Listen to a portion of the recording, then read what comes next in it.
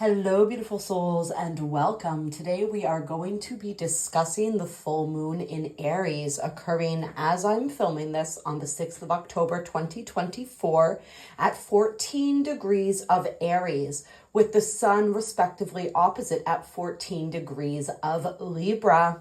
I apologize for any strange background noise. I am multitasking here as I am creating this video for you all today.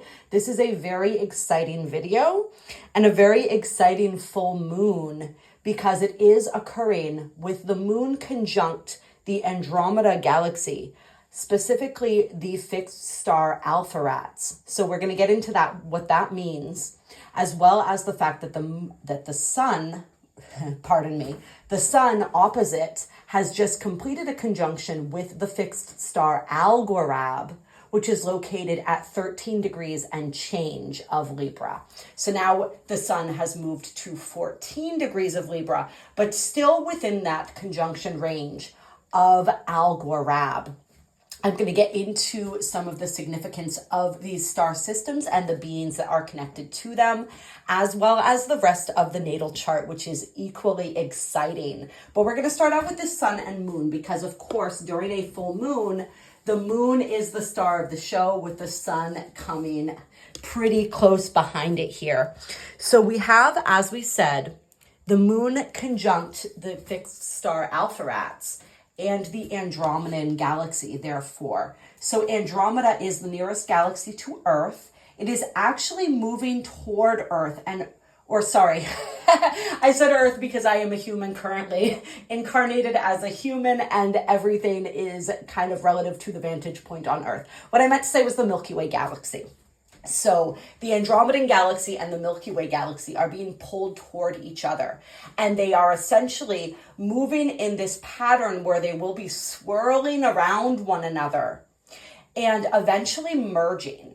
So this is simply another way to look at the ascension process that we are going through on the planet Earth here, as we have these two galaxies, the Milky Way having a masculine charge, according to many, and the Andromedan galaxy having a feminine charge. So once again, the negative and the positive, the duality, the masculine and the feminine coming and merging together, so we can see on a greater, sort of a grander scale, this ascension process as our galaxy merges with this incredibly high vibrational galaxy. The Andromedans are known to be fifth dimension and higher as far as their consciousness goes.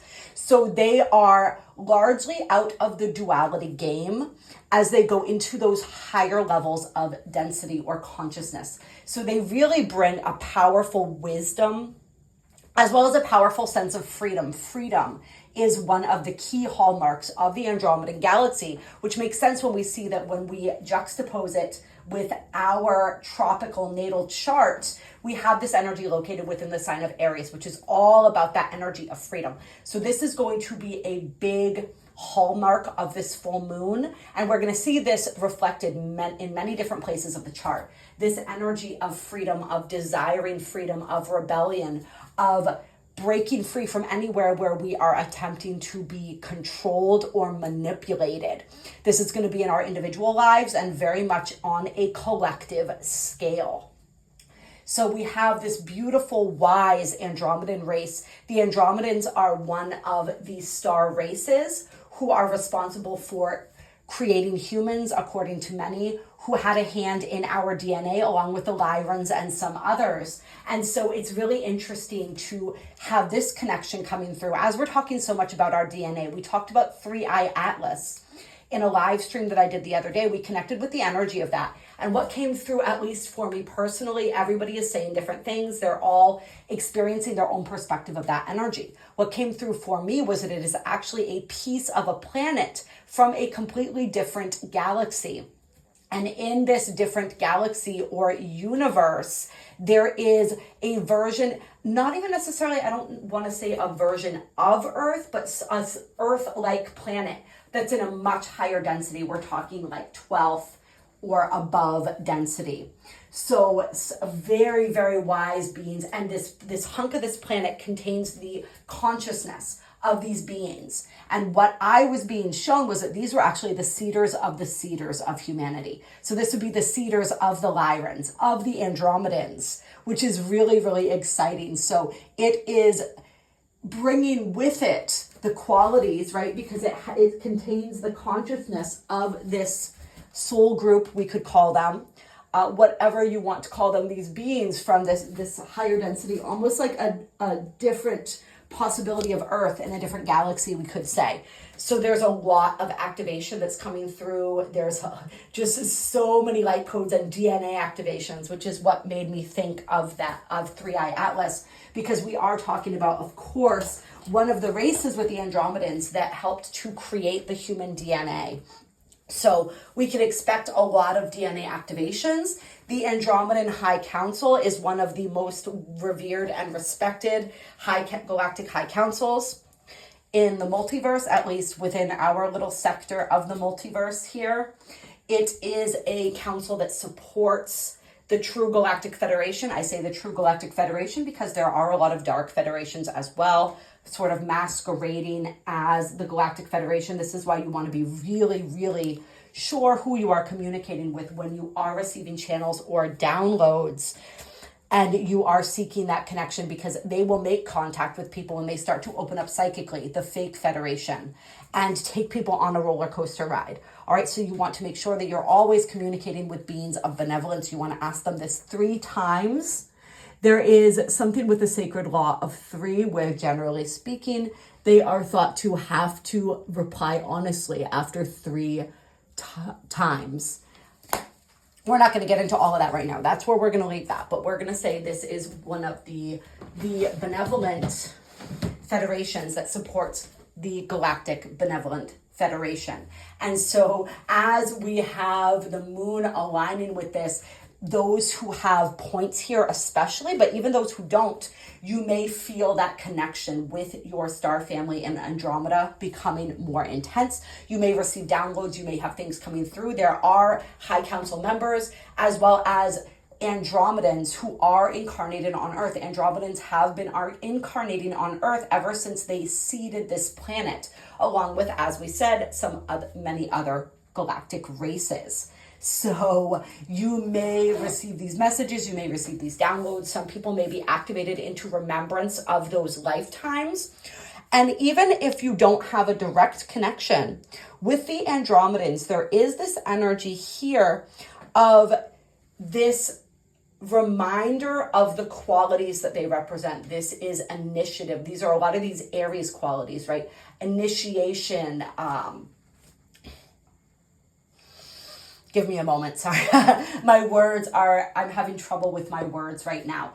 Initiating things, starting things. This is a very self-made energy. So this is an energy where we want to do things ourselves. We want to know that we are capable and confident, and we really want to bring forward something in the world that is truly representative of who we are, of our own ideals, particularly where we have some other interesting aspects going on with planet 2 Neptune in Aries, as well as Mars in Scorpio conjunct Black Moon Lilith. There's just a whole lot of stuff going on here. Mercury is a big star of the show right now, just having moved into Scorpio, and we're going to talk about that in a little bit. But it's this energy of really charting our own course, really taking a risk, really stepping forward into the world in a big, empowered way. Lending itself to this theme of rebellion and empowerment is the fact that we have the sun, as we said, just coming out of that conjunction with the fixed star Algorab. Now, Algorab is a reptilian planet or a star system where reptilians were incarnated and are incarnated upon. And at a certain time in their galactic history, Algorab was overtaken by the Dracos. These are a primarily dark reptilian race. And we have issues going on with the Dracos on Earth as well. They are one of the foot soldiers for these sort of overall dark beings, these inorganic dark beings that many refer to as the archons. They're referred to by different names. So underneath them are many, many different branches of reptilians and different types of greys and other extraterrestrial races. The Dracos are one of the most intimidating. They're one of the biggest. They're one of the baddest, you could say. And so at one point in time, they overtook Algorab and they intended to make it the AI mind control hub of the galaxy. That was what was wanted to happen there. And they instilled, and this might sound familiar, a lot of mind control technology into the masses, microchips, different ways that they attempted to control the minds of the people. Eventually, the Algorabians overthrew the Dracos, and they were able to, over a period of time, reclaim their planet and heal their planet.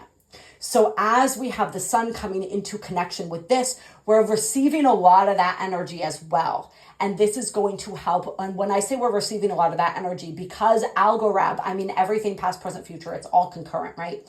But I'm definitely feeling this energy of the positive aspects and energies of Algorab sort of beaming through to us, where they're helping us to see beyond the facade. They're helping us to see the ways in which that same mind control and a lot of these same technologies are being employed against the people of Earth right now. So there's this big energy of rebellion here. As we have the sun here and we have the moon conjunct Andromeda, where people may be having breakthroughs, they may be beginning to recognize the propaganda surrounding them, whether this is through the media, whether this is noticing the ways that people in their lives are programmed, noticing their own programming coming up, and beginning to question things, and really having that desire to break free from that mind control, from that propaganda, from all of the falsities, the layers and layers of falsities. We call this the inverted AI matrix because it is inverted. It is flipped upside down. Before I used that term, I used to call it the upside down universe, right? White is black, black is white, right is wrong, wrong is right. Yes is no, no is yes. Everything is the opposite, all right? This is why we have to always train ourselves to look deeper, to really work with our discernment. So I feel that energy of discernment coming through very strongly here. Another star of this show during this full moon, as we said, is Mercury, just entering the sign of Scorpio. This is lending a very potent and powerful energy. Our mental bodies are really activated. We're seeing deeper. We're thinking deeper. We're willing to go into the darkness. The darkness is calling our name in a sense. And this is really helpful that we are experiencing this as we're having this activation from Algorab and also Alpheratz, because it is allowing for us to dig deeper beneath the surface. Now, Mercury at 0 degrees of Scorpio is close to Hermea, who is at 2 degrees of Scorpio. This is the asteroid that is responsible for death, rebirth, these scorpionic themes, honestly. She is the Hawaiian goddess of life, of creation. She is the mother of the fire goddess Pele. She represents the infinite creational capacity and the infinite capacity to regenerate of the feminine. All right, she is said to be able to birth children from all parts of her body, to regrow all parts of her body. She is this beautiful, powerful, sensual force of nature. So having her right here conjunct the Shapley attractor, which is the most powerful point in space, the point that is sucking in everything else known within our universe, the point that aligns with ultimate power, concentration of power, lessons around power. My apologies. My son came in and needed something from me, just so everybody has kind of a picture here. I'm pacing around my bathroom discussing these points because it's probably an easier way to get this video out than to attempt to sit down and record it right now. So we're working with what we've got. If there's an echo in here, that's also what is going on here. I was attempting to multitask, but that didn't really work. So we're just in here now pacing around. Getting back to the astrology here. Hermea here at this point of Scorpio, this Shapley attractor, is really showing us our power for alchemy and regeneration, our power to rebirth ourselves. And with Mercury coming in now at 0 degrees of Scorpio, essentially conjunct Hermea and essentially conjunct the Shapley attractor, this is just amplifying that energy. So our mental bodies are getting, I'm seeing like flashes of lightning here, Uranian type energy in a sense, and Uranus is connected here as well. Mercury is actually in a yod with Uranus conjunct Sedna in Gemini, as well as Neptune in Aries, and loosely Saturn, who is in the last degrees of Pisces right now. We'll get to that in a minute. So there is that kind of Uranian type energy here. Mercury is also getting ready to go retrograde, and Mercury's retrograde will be beginning on the 9th of November and going until the 29th of November in the sign of Scorpio, and then back into Sagittarius. That'll be a different video, but just know that this is part of what we are building toward here, is this Mercury retrograde and this process that Mercury is going to be brought through. So right now, Mercury is getting the pressure applied.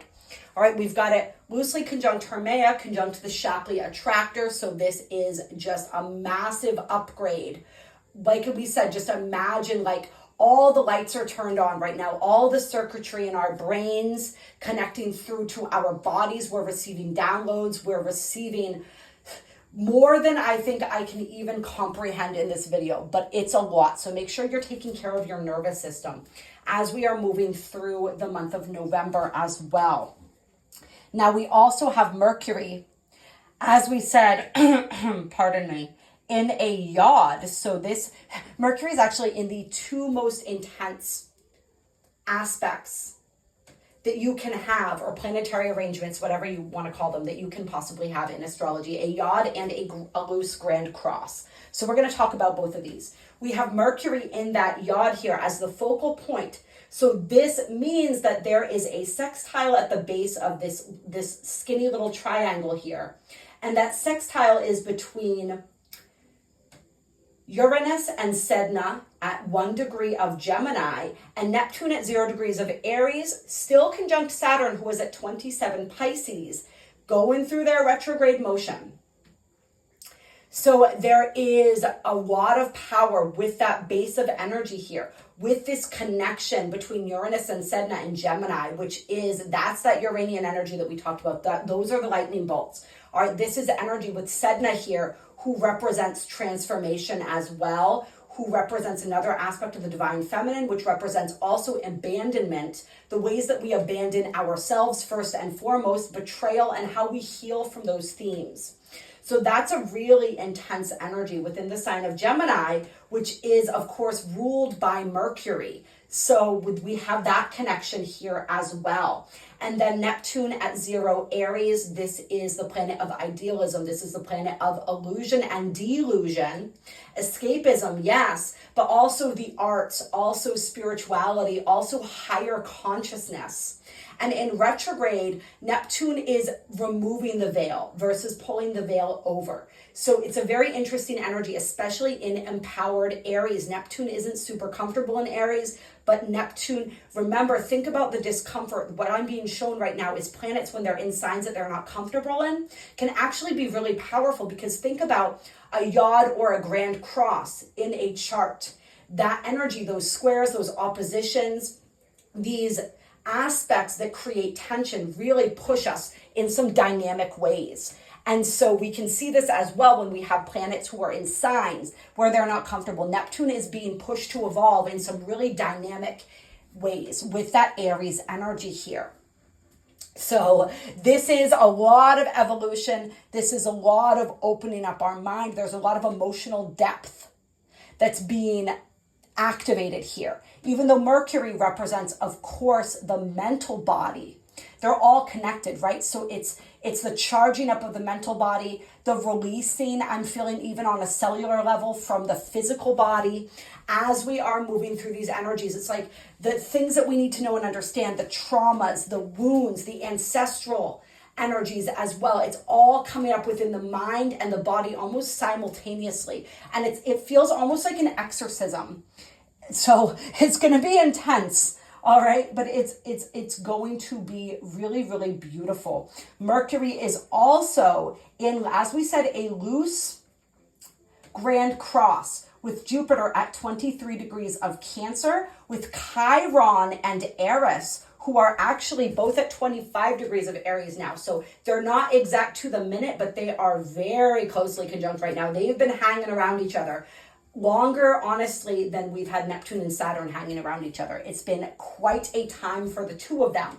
So Aries has been bringing through those deeper wounds around the themes that she represents for Chiron to heal and process. So this has to do with, once again, feeling like you're being left out in the cold, feeling like you're being ostracized. There's a lot of energy of being left out. Aries was excluded by the gods in a lot of different manners because she tends to be very dramatic. She tends to bring a lot of aggressive energy with her, and they just didn't want her spoiling the party. So there's a lot of resentment there, and a lot of that energy of vengeance, especially with Mars conjunct Black Moon Lilith as well during this full moon.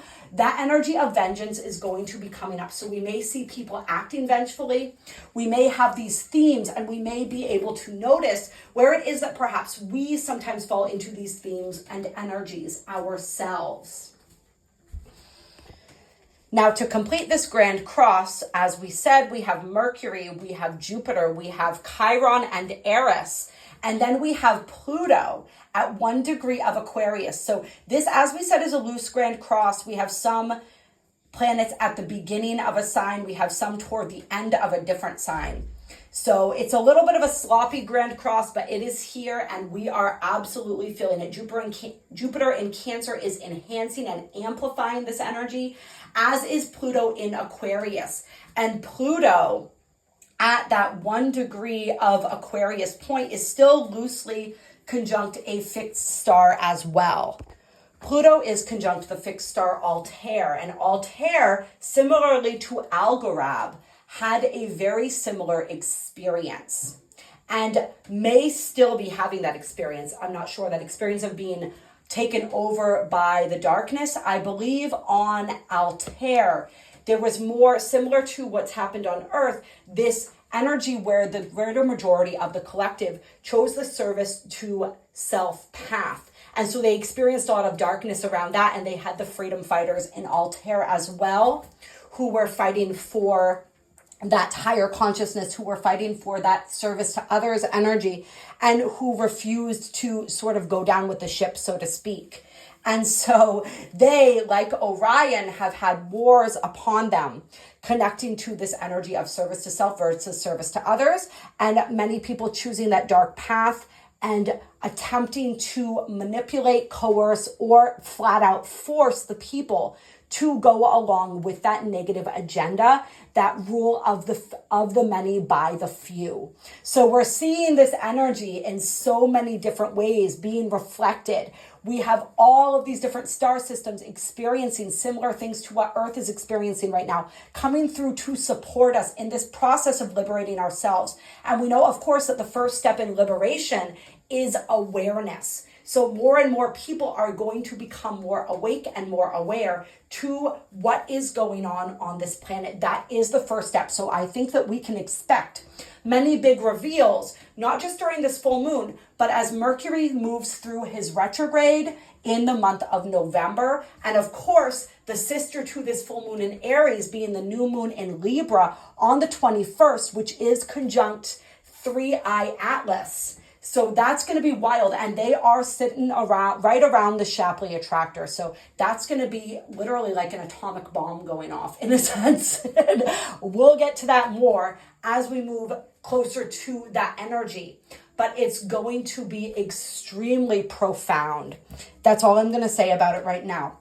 In the best way, it literally feels like the dissolving of the old guard, because the Shapley attractor, particularly in the late degrees of Libra, because we have it spanning late degrees of Libra to early degrees of Scorpio, with the highest concentration of galaxies within the Shapley, located at 2 degrees of Scorpio. But we see a lot of people who heavily influence the collective having their South Node, having their Sun, having some of these other planets located in those late degrees of Libra. So that full moon is going to be, or new moon rather, is going to be at 29 degrees of Libra, the anaretic degree.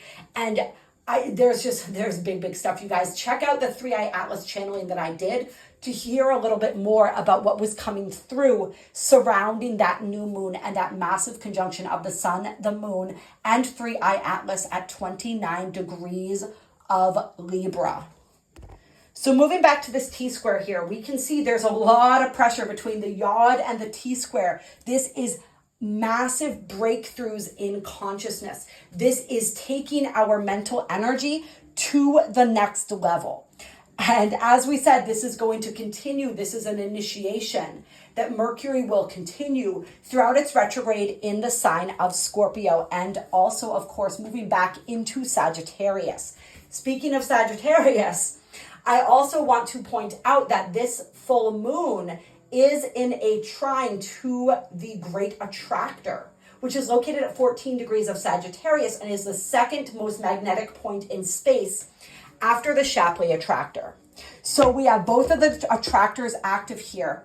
The Great Attractor tends to be this massive point of magnification that draws to us the experiences that are going to open our minds, are going to open us up, are going to amplify whatever it is that we need to understand. The Great Attractor gives us a sense of magnetism, so we can expect to be more magnetic in general if we are really tapping into this energy.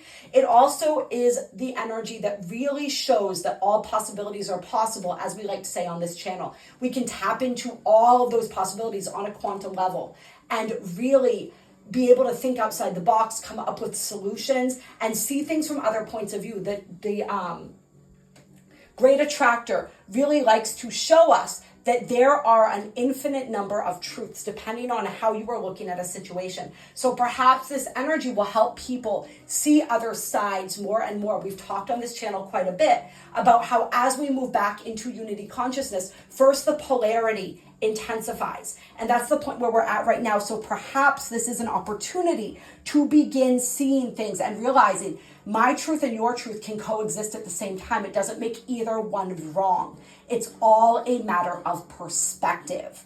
And at the same time, there is the universal truth, which holds all truth within it. If that makes sense, that's going to make sense for who it's meant to make sense for. But that's the way that Spirit wants me to sort of describe and help people to understand this energy of truth, right? There are infinite levels of truth, infinite truths, but then sandwiched into that infinite truth is one ultimate truth. I'm just going to leave that there for whoever is meant to pick it up. In addition to everything else that's going on, actually, before we talk about Venus, we are going to touch back upon Mars and Black Moon Lilith for a minute in the sign of Scorpio. So there's an intensity here. And Mars is really being put through his paces. 3i Atlas came extremely close to Mars, almost within the point of colliding, and brought through a major activation to Mars and therefore to our masculine energy, as this is what Mars represents. Mars is the ruler of Aries. So Mars is the ruler of this full moon. So he just received that massive activation. He's probably still reasonably close to 3i Atlas. And now, in addition to all of that, he's coming up to Black Moon Lilith, who represents the dark feminine. She represents the hidden, the taboo nature of the feminine, where the feminine has been oppressed or repressed and is regaining her power if she so chooses. So like we said, that vengeful energy comes back up here. These are the lower vibrations of Black Moon Lilith, just the rebellion, the revenge. But on a deeper level, this is about our true authentic nature as a feminine, how we own our sexuality, how we own our power, how we own our truth, and we live that. So there's a lot of wounds between Black Moon Lilith and the masculine. All right, this is why sometimes when you have strong Black Moon Lilith in your chart, and these are just energies, right?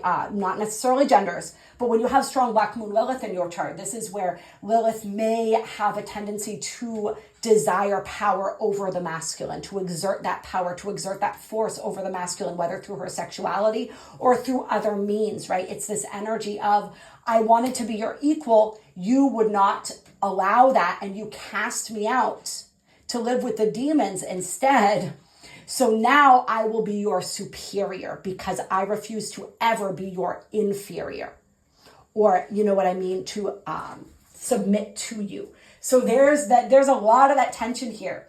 But I feel like with that energy from 3i Atlas and all of this activation that Mars has received, perhaps he's able to have a more harmonious connection with Black Moon Lilith and receive a deeper activation and a deeper sort of unification with the feminine, right? A healing energy here where they're able to connect on that deeper scorpionic level, right? That raw level here. This is where we see an echo of this energy of the masculine and the feminine coming together. We also saw this with, of course, Andromeda, which, as we said, is in a process of unifying and swirling around the Milky Way, our galaxy, the masculine galaxy, Andromeda being the feminine galaxy. So we have a lot of these themes of the masculine and feminine coming together, unifying as we are moving through this energy as well. And we can look at this in terms of outer energies. There are certainly many relational energies with the sun in Libra right now. That Libra new moon, as we said, is going to be at 29 degrees of Libra, conjunct that's conjunct the Shapley, never mind you guys. The supergalactic center is in the early degrees of Libra, so scratch that, never mind that. But still, with Libra, the sun in Libra, we're going to have those relational energies. We also have Venus right now conjunct the south node, which is in the sign of Virgo, opposing that north node. So Venus being one of the main planets that we look at when we're looking through our relational energies. When we are examining those energies right now, we might be going through this energy of releasing perfectionism, the need to be perfect in relationship, or even in our creativity, in any aspect of our being, releasing those insecurities and really looking for a deeper, more authentic kind of love and connection, not just romantically, but with all people in our lives. One that feels good, one that is rooted on mutual desire to become better, because that is the energy of Virgo. It is the Virgin, ever purifying, ever cleansing, ever reaching higher. So there's a beautiful higher ideal that Venus is striving to meet as she lets go of those lower themes of the Virgo energy, and she really claims her place in relationship as an equal, as a partner, and the type of partners, friends, connections who are going to support her growth and help her to evolve and become higher. This is where we're really looking at the relationships in our lives and saying, are these benefiting me? Are these supporting me, or are these holding me back? So we do have a big relational energy. Aries, Libra axis. This is the axis of the other versus the self. So with the moon in Aries, we are going to be leaning more toward the self, leaning more toward that empowerment, leaning more towards what I want, what I need. But there is the consideration of that Libran energy as well, particularly with that energy of the sun conjunct Alpheratz. There's this energy of like what I want and need and what the collective wants and needs. So we may be looking at that as well. And like we said, we're going to be looking at those power dynamics in our relationships and in the greater collective consciousness and on the world scale with our federal governments, local governments, all of this different stuff, right? World governments, if you are one who believes in and understands that there is a shadow world government, right? Where am I being held back, and where am I ready to break free? Where am I ready to stand on my own 2 feet, stand in my own, and sort of take control of my life and my energy back? That is the ultimate theme of this full moon. Thank you for going on this journey with me as we explore these energies. I hope that you found this video useful. I actually had a really good time pacing around my bathroom, gesturing wildly into the mirror as I was recording this for you guys. So I still love doing the videos where you can see my face. It just wasn't really, I waited too long to make this video. I got a lot of stuff going on, juggling a lot of things, wearing a lot of hats as we all do. So this is how we're doing it today. I hope you enjoyed being able to look at the charts. I put 2 different charts up so that you could see 2 different representations of the energy. Some are easier to read than others. So I always read 2 different charts when I am looking at these energies, because I can pick out different things in the different ones because of the way they are visually displayed. So I hope that you enjoyed that. I hope you guys enjoy this full moon. And I really hope it activates and excites you the way that simply recording this video has activated and excited me. If you want a one-on-one reading or written reading where I go over the transits transits that you have going on right now, or your personal natal chart, please email me. My information is in the description box below, as well as my website, my email and my website. Also, tarot readings, energy healings, entity removals, past life regressions, quantum healing sessions. If you would like support in your spiritual journey and you feel drawn to my energy, please reach out to me. There is so much exciting activation going on right now, but it can be very overwhelming. So take things slow. Pay attention to what is inspiring you to action during this full moon, but perhaps wait until the energy has dissipated a little bit to take that action. Don't take any wild risks, but really pay attention to what you are desiring to do, because that's showing you where your heart and your energy is truly at. Mars in Scorpio is very passionate. This is especially conjunct Black Moon Lilith. This is connecting us to our passion. This is showing us what really matters, especially where we have perhaps pulled the wool over our own eyes or denied aspects of ourselves and what it is that our shadow particularly truly needs, desires, and wants. Scorpio is a shadowy energy in and of itself, being ruled by Pluto and also Mars, right? Mars is the traditional ruler of Scorpio. So once again, we have these Mars, these Aries energies coming in.